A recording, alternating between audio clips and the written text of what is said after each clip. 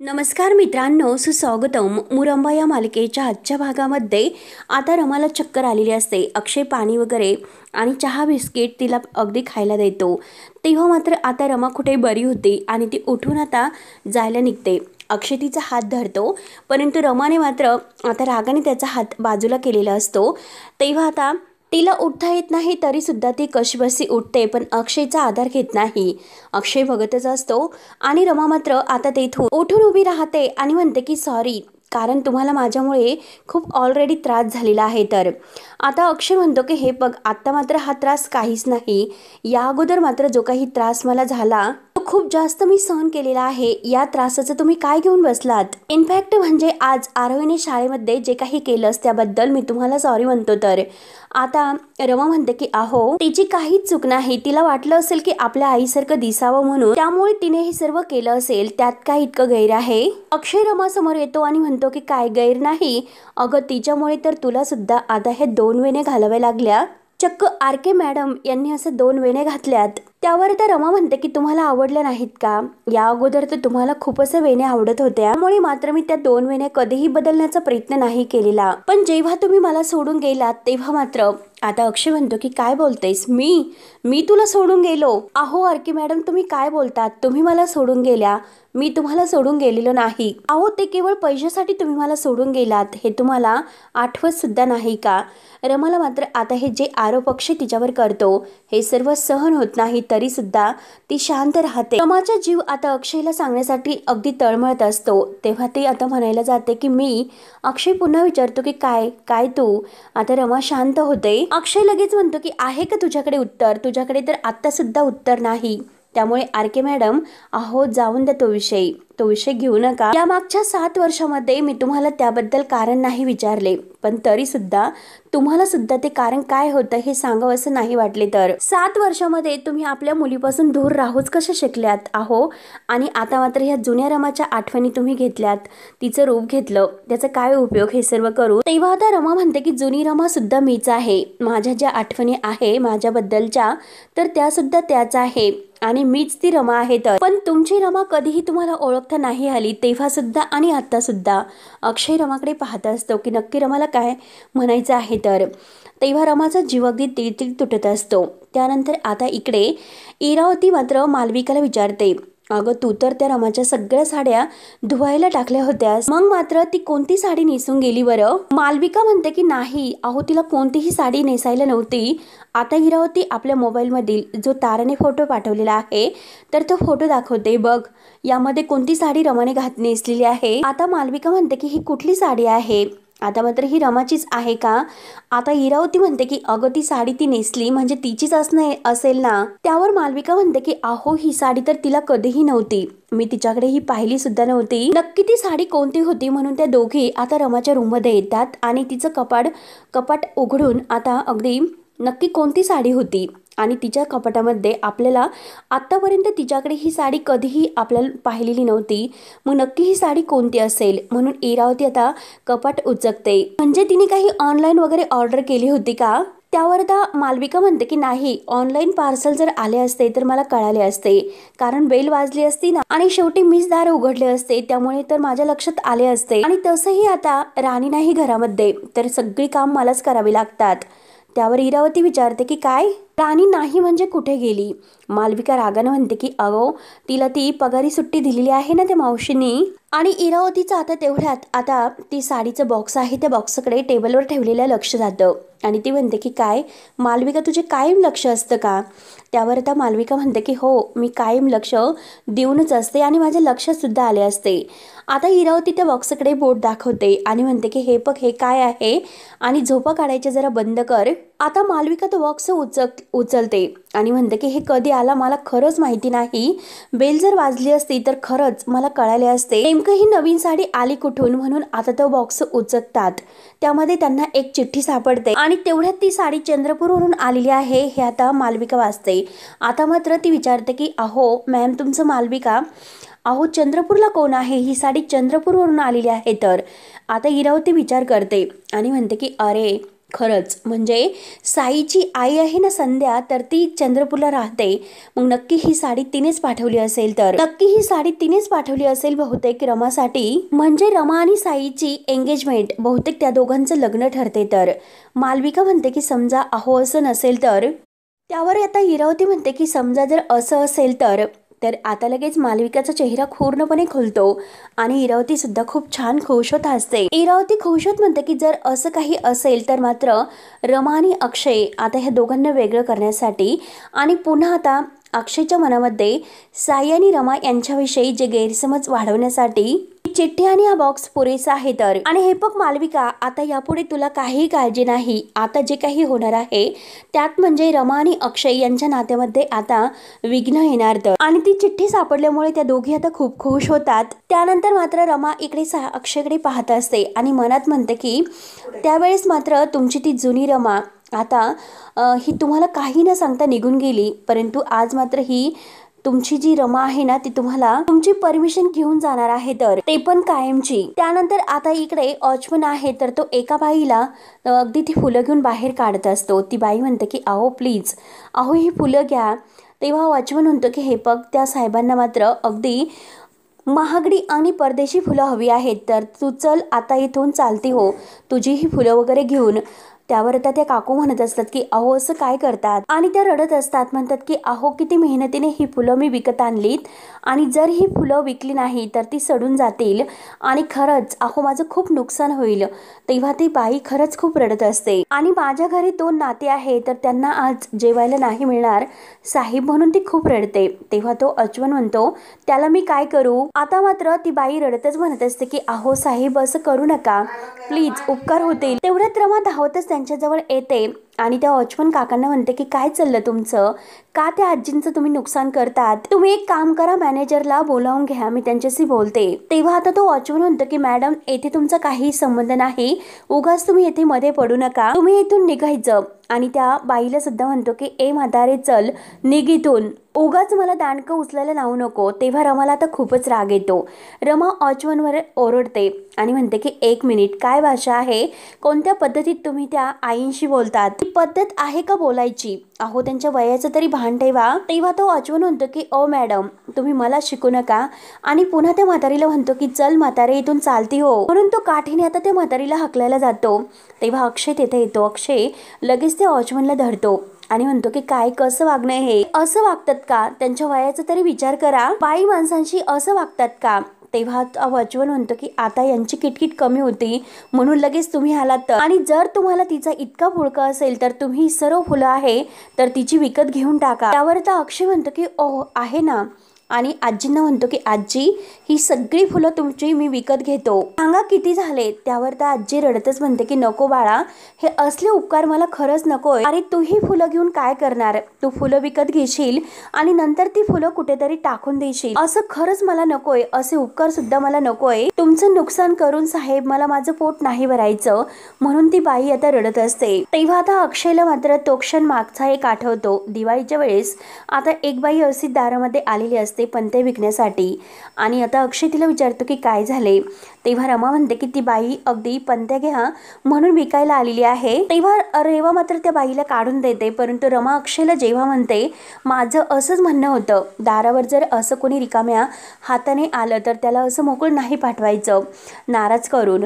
तेव्हा आता अक्षयने ते सर्व काही पंते विकत घेतलेले असतात. तेव्हा मात्र ती बाई अक्षयला हेच म्हणलेली असते की हे बघा अहो आम्ही इतकी कष्टाने ह्या पंत्या बनवल्यात आणि त्या दिवाळीसाठी कोणी जर वापरल्या तर त्याचं अगदी आम्हाला आनंद वाटेल, त्यामुळे हे बघा साहेब राहून द्या, उगाच उपकार म्हणून या पंते विकत घेऊ नका. त्यापेक्षा मात्र मी अजून 10-15 अगदी घरं फिरेल आणि ह्या पंते विकेल. त्यावर तर अक्षय तिला म्हणतो की हे बघा माझ्याकडे तुमच्यासाठी एक आणखीन आयडिया आहे. किंवा आनंद आणि अक्षय या दोघांनी त्या ताईंना पंते विकण्यासाठी खूप मदत केलेली असते. हे क्षण आता त्यांना आठवत. अगदी जास्तीत जास्त किमतीमध्ये त्यांनी पंते विकून दिलेले असतात. तेव्हा अक्षयला हा क्षण आठवतो. त्या आजी आता रडतच तिथून जायला निघतात. आता अक्षय त्यांच्या मागे धावत येतो आणि आजींना म्हणतो की आजी, आणि हे बघा आजी ही तुमची फुलं आहे ना तर ती विकायला मी मदत करतो. आजी रडतच म्हणते की काय, अरे तू फुलं विकणार. अक्षय म्हणतो की हो मी फुलं विकणार. मला फुलं विकता येतात, मी तुम्हाला फुलं विकून दाखवेल. तेव्हा अक्षय रमाला प्रेमाने विचारतो की तू मला मदत करशील ना. तर रमा म्हणते की हो. अक्षय लगेच ती टोपली आपल्या हातात घेतो आणि तेव्हा आता रमाला त्यांचा चाळीत राहण्याच्या वेळेस गेलेला तो क्षण आठवतो. तिच्या डोळ्यासमोर ते क्षण येऊन मात्र आता जेव्हा तिने अगदी कष्टाने पैसे कमवले होते भांडी वगैरे घासून आणि अक्षयसाठी अगदी बर्थडेचं सरप्राईज म्हणून त्याच्यासाठी झोपायला गादी ती चाळीमध्ये असताना घेऊन आलेली असते. बर्थडे बॉय मात्र आता लादीवर नाही तर गादीवर झोपणार. अक्षय तिला म्हणलेला असतो अगं ह्या सगळ्याची मला सवय झालेली आहे. आणि असे आठवता आठवता आता रमा आणि अक्षय इथे एका ठिकाणी बसतात आणि त्या टोपलीतील जे फुलं आहेत तर ते मात्र अगदी त्याचे गजरे वगैरे हार वगैरे करतात. अक्षय म्हणतो की निसर्गाने इतकी छान आता ही दिलेली देणगी त्याचे मात्र आपण फुलं जे काही आहेत ना हार वगैरे बनवूयात आणि आजी आम्ही तुम्हाला नक्की मदत करू असे तो आजींना सांगतो. रमा अक्षयकडे आता हे सर्व करता करता खुश होत बघत असते. तेव्हा आता रमा ही गजरा बनवते आणि अक्षय सुद्धा दोघे एकमेकांना दाखवतात. रमाला मात्र तेव्हा त्या क्षणाची आठवण होते आणि अक्षयला सुद्धा जेव्हा आता चाळीत असताना आता अक्षयने तिच्यासाठी गॅस सिलेंडर म्हणून एक सरप्राईजचं गिफ्ट आणलेलं असतं. रमाला त्यावेळेस खूप असा आनंद झालेला असतो. तेव्हा आता वडापावच्या गाडीवर त्यांनी केलेलं काम त्या सुद्धा क्षणाची त्यांना आठवण होते. तर अक्षय मात्र आजींशी आता हे सर्व करता करता छान गप्पा करत असतो आणि रमा आता हे सर्व करता करता त्याच्याकडे अगदी रोमॅन्टिक होऊन पाहत असते. अक्षय आणि रमा हे सर्व काम अगदी आनंदाने करत असतात. तर आता अक्षय आजीला म्हणतो की आजी अहो तुम्हाला असा प्रश्न पडला असेल की ही दोन कोण अनोळखी माणसं आहे की ती आपल्याला मदत करतात. आणि आजी तुम्हाला खरं सांगू का तुमच्यामध्ये मला माझी आजी दिसली आणि जर माझी आजी अशी संकटामध्ये असती मग मी तिला मदत नाही करणार का, म्हणून मला तुमची मदत करावीशी वाटली. आणि मात्र आजींना छान असं हसू येते. तेव्हा आता अक्षय म्हणतो की आजी तुम्ही आज मात्र जे काही छान असतात ना त्याचं मला समाधान वाटतं. तर म्हणून अक्षय आजींची छान अशा गप्पा करत असतो. रमा आता अक्षयकडे पाहते आणि तेवढ्यात आता एक चहावाला आहे तर तो जात असतो. अक्षय त्याला आवाज देतो. तेव्हा आता तो रमाला चहा द्यायला लागतो. तर आता रमा नाही म्हणते. अक्षय तिला म्हणतो की अगं घे जरा एक चहा घे अजून तुला बरं वाटेल. रमा नाही करत असते. अक्षय म्हणतो की नाही अगं घे. तेव्हा कुठे रमा आता चहा घेते. त्यानंतर आता तो अक्षय आजींना सुद्धा चहा देतो आणि स्वतःला सुद्धा घेतो. रमा मात्र आता चहा घेता घेता अगदी त्याच्याकडे पाहत असते. अक्षयकडे बघून आता तिला हसू सुद्धा येते. आणि आता चहा वगैरे घेतल्यानंतर आता मस्त गजरे अक्षय आणि रमा बनवतात. त्यानंतर अक्षय आता उठतो आणि आता रस्त्यावर तो गजरे विकायला आता घेतो. आता येणाऱ्या जाणाऱ्या बायकांना म्हणतो की ताई अहो घ्या ना छान असे गजरे आहेत. आता अक्षय पूर्ण विनवण्या करून जातो. 1 तास होतो. आता आजी म्हणतं की अरे 1 तास झाला अजून कोणीही नाही आले. तर रमा मात्र आता हे सर्व पाहत असते.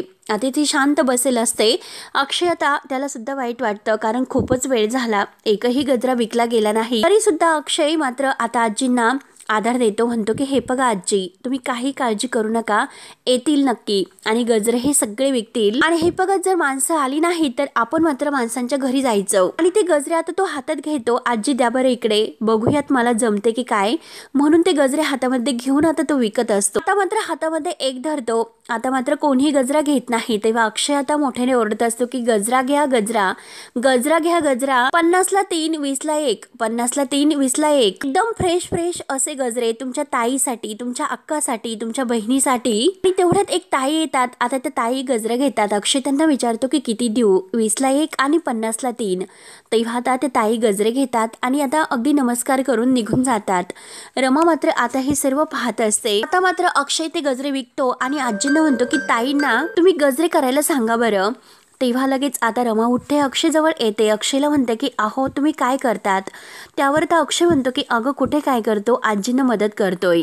कारण हे बघ आपण सुद्धा गरिबी पाहिलेली आहे आणि आपण म्हणजे मी असं पुन्हा तो म्हणतो. अगं माझ्या मोठेपणी मी पाहिली आणि तुझ्या लहानपणी तू बघितली. त्यामुळे गरिबी काय असते आणि गरिबीत काय हाल होतात हे आपण पाहिलेलं आहे. तर कसं आहे की आपण मध्यमवर्गीय असतो. आपण काम करतो कष्ट करतो आणि आपल्याच पैशांसाठी आपण पुन्हा झगडतोय. आणि हे बघ बाहेर मात्र अगदी भ्रष्टाचार करून अगदी अफाट पैसा कमवणारी माणसं आहेत. तर अशाच माणसाकडे पैसा असतो आणि त्याच्याकडूनच मात्र परंतु आता मात्र आपण जे काही प्रामाणिक आहे तर ते अगदी प्रामाणिक राहणारी माणसं असेच आपल्याच पैशासाठी झगडत राहतो. आणि शेवटी कष्ट आपण तर करतो त्यासाठी आपल्याला कष्ट करावे लागतात पण शेवटी आपलेच पैसे मागण्यासाठी आपण लाजतो पण. त्यामुळे किती काही झाले तरी सुद्धा आपण आपला हा प्रामाणिकपणा सोडायचा नाही आणि पैशासाठी कोणताही चुकीचा मार्ग निवडायचा नाही, म्हणून तो रमाला टॉन्ट मारत असतो. रमाला मात्र आता अक्षयचा हा गैरसमज दूर करायचा असतो. आता अक्षय म्हणतो की आपण फक्त कष्ट करत राहायचे आणि हे बघ, धंदा कोणताही असो, कुठलाही असो, मॉलमधील असो किंवा रस्त्यावरचा असो, आपल्या पैशासाठी आपण लढवायचं आणि अगदी लढून हे पैसे कमवायचा.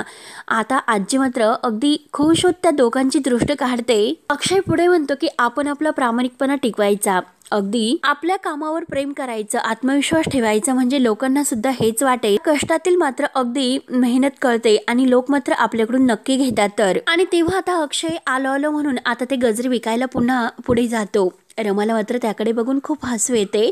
आता रमाला मात्र तो भजी विकण्याचा जो काही, आता ते बाहेर फिरायला गेलेले असतात आणि तेथे आता त्या काकांचं बोट कापलेलं असतं, म्हणून आता रमाने स्वतः तेथे भजी त्या हातगाडीवर बनवलेले असतात. आणि अक्षय तेव्हा बघून असतो तर रमा म्हणते की अहो तुम्ही काय बघत बसलात, तुम्ही हा दोरा आणि कागद घ्या भजी बांधायला. आणि अक्षय सुद्धा आता रमाला अगदी ती गरमागरम भजी विकू लागलेला असतो आणि त्या काकांना त्यांनी खूप मदत केलेली असते. किंवा आतापर्यंतचे जे अक्षयबरोबर घालवलेले प्रेमाचे क्षण आहे ते सर्व रमाच्या डोळ्यासमोर येतात. अक्षय आजींना मस्त आता ते गजरे विकत करण्यासाठी म्हणजे विकू लागण्यासाठी खूप मदत करत असतो. आणि रमा मात्र आता हे सर्व बघून आणि अक्षयबरोबर घालवलेले क्षण आठवून तिचे डोळे आता भरून येतात. आता रमा खूप रडत असते कारण अक्षय खरंच किती चांगलं वागतो. आता अक्षय असं करून करून प्रत्येक गजरा विकतो आणि रमाला तो आवाज देतो, त्याच्याजवळ बोलावतो. आणि पहिल्या अगदी प्रपोजच्या वेळेस आता अक्षयने रमाला सुंदर असा हार दिलेला असतो आणि ते कॅन्डल वगैरे लावून अगदी रमाला खुश केलेलं असतं. तो क्षण आता तिला आठवतो. सगळे काही आतापर्यंतचे प्रेमाचे क्षण रमाला आठवतात आणि अक्षयकडे ती सारखी पाहत असते आणि खूप रडत असते. अक्षय एक एक करून आता तो गजरा अगदी धावत पळत विकत असतो. आणि एकदा मात्र अक्षयने रमाच्या गळ्यामध्ये रमा आणि अक्षय नावाचं मंगळसूत्र घातलेलं असतं आणि तो आता रमाला म्हटलेला असतो की मी स्वतःला खूप लकी समजतो, माझ्या नावाचं मंगळसूत्र हे तुझ्या गळ्यात आहे, तर मला खरंच खूप अभिमान वाटतो की तू माझी बायको आहे. तर आता मात्र रमा ही अक्षयला म्हणलेली असते की हे बघ, तुम्ही मला अगदी सोडून दूर नाही जाणार ना, त्या गोष्टीला मी खूप घाबरते. हे सर्व आठवून आता रमाला अगदी डोळ्यामध्ये पाणी येते आणि ती अगदी अक्षयकडे बघून हसत सुद्धा. तेव्हा अक्षयने तिला वचन दिलेलं असते की हे बघ, आता या पुढे मात्र तुला मी कोणतंही अगदी आयुष्यामध्ये दुःख नाही येऊन देणार. आणि अक्षय मात्र एकदा रमाच्या मांडीवर बसून डोकं ठेवून अगदी झोपलेला असतो आणि रमाला म्हणतो की अशीच काय माझ्यासोबत राहा, मला सोडून कुठेही जाऊ नकोस. तेव्हा आता रमा सुद्धा त्याला म्हणलेली असते तुम्ही माझे हिरो आहात आणि मी तुम्हाला सोडून अशी कुठे जाईल, तुमची बायको आहे. त्यानंतर आता जेव्हा अक्षय हा अगदी तिथे असतो तर रमा म्हणते की आजपर्यंत तुम्ही मला प्रपोज केलं, पण आज मी तुम्हाला प्रपोज करते, म्हणून गुडघ्यावर बसते आणि अक्षयला गुलाबाचं फूल देत म्हणते की आता आयुष्यभर तुम्ही माझी साथ देताल का. तेव्हा अक्षय तिला म्हणलेला असतो की हाच जन्म काय, पुढे जितके काही जन्म आपल्याला मिळतील तर त्या प्रत्येक जन्मामध्ये मी तुझी साथ देईल आणि तुला कायम अगदी आपल्या मिठीत ठेव. अक्षय मात्र आता गजरे विकत असतो आणि रमा त्याच्याकडे बघून हे सर्व आठवत असते. आता रमाला आनंद सुद्धा होत असतो आणि डोळ्यातून पाणी सुद्धा येत असतं. आता अक्षयकडे बघत रमाला तो क्षण आठवतो की जेव्हा आता आरोही आता रमाला म्हणते की आई तू आता बाबांना आय लव्ह यू म्हणून प्रपोज कर. आणि शेवटी आरोहीने आता तिच्याकडून प्रॉमिस घेतलेलंच असतं. प्रॉमिस दिल्यानंतर आता आरोही म्हणते की आई आता तू प्रॉमिस दिलेला आहे, तुला आता शेवटी बाबांना आय लव्ह यू म्हणावंच लागेल. आणि आता मात्र आता रमा ही अगदी खूप रडत असते आणि ती स्वतःलाच प्रश्न विचारते की रमा अगं तू स्वतःला का अडवतेस, अक्षयवर तुझं खरं प्रेम आहे, त्यामुळे तू अख्ख्या जगासमोर आता अक्षयला सांग आणि त्याला प्रपोज कर. तू त्याच्यावर इतकं प्रेम करतेस, मग जे खरं आहे ते त्याला सर्व काही खरं सांगून टाक. म्हणून रमा आपल्या डोळ्यातील पाणी पुसते. आणि मित्रांनो शेवटी आता रमा ही अक्षयकडे पाहतच असते. तर हा भाग येथे संपतो. पुढील भागामध्ये आता रमाला मात्र साईची आई म्हणजे संध्या भेटते. आता संध्या आता तिने जी साडी रमाला दिलेली आहे ती साडी तर रमाने आज नेसलेली आहे हे बघून तिला खूप आनंद होतो. ती म्हणते की बाप्पा अरे म्हणजे मी दिलेली साडी तू नेसलेली आहे आणि हातामध्ये तो बांगड्यांचा चुडा सुद्धा तू घातलेला आहे, तर म्हणजे तू साई बरोबर लग्नासाठी तयार झालीस का. तेव्हा आता हे ऐकून आता रमाला धक्का बसतो आणि अक्षय मात्र आता पुढे हे सर्व ऐकत असतो. आता